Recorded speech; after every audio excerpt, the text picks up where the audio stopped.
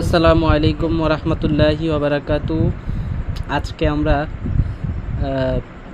Equivalent resistance অর্থাৎ তুল্য নির্ণয় করব। সবাইকে এডু দ্বারাতে স্বাগতম। এসএসসিতে এরকম দেখবা যে এরকম তুল্য নির্ণয় করতে দেয়, তো এটা দেখতে অনেক জটিল মনে হইতেছে। এখন আমরা এটা সহজে কিভাবে করা যায় করব।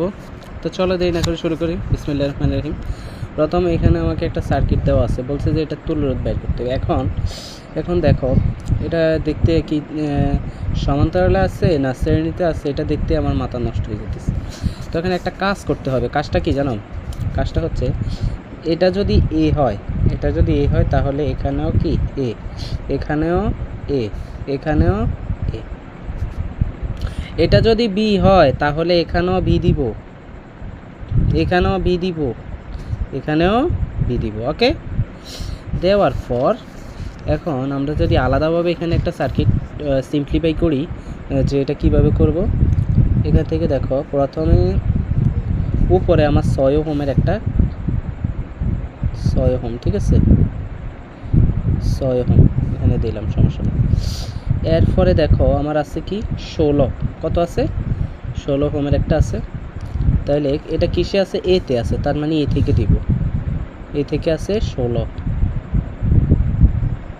এটা হচ্ছে 6 ওহম, এটা হচ্ছে 16 ওহম, ঠিক আছে। এরপরে দেখো আবার এ থেকে কত গেছে? 4 ওহম। দেখো এখানে আমরা দিব হচ্ছে 4 ওহম। আবার এ থেকে কত গেছে? 12 ওহম, ঠিক আছে। দেখো 12 ওহম। আচ্ছা, তো এটা দেওয়া শেষ। 12 ওহম দিলাম, এটা হচ্ছে 12 হবে কত? 12 ওহম। এখন আমি এ থেকে এতটুকু পর্যন্ত এটা দিলাম, এটা দিলাম এবং এটা দিলাম, এটা দিলাম। এবারকে দেখো বি থেকে কোনটা গেছে, ঠিক আছে। তো এখন আমি যদি এখানে এ যেমন দিছি এখানে বি একটা দিয়ে দিই, এখানে এটা হচ্ছে বি, তাহলে এটা দেখো এটা হচ্ছে এই 6 ওহম হই বিতে গেছে, ঠিক আছে। তাহলে 6 ওহম হই কি কোন জায়গায় গেছে? এটা বিতে চলে গেছে, তো বিতে দিলাম। আবার এখানে দেখো এই যে 12 ওহমটা সরাসরি এ থেকে কি দিয়েছে? বিতে, তাহলে 12 ওহমটা সরাসরি এ থেকে ডিরেক্ট বিতে দিয়ে দিব, ঠিক আছে।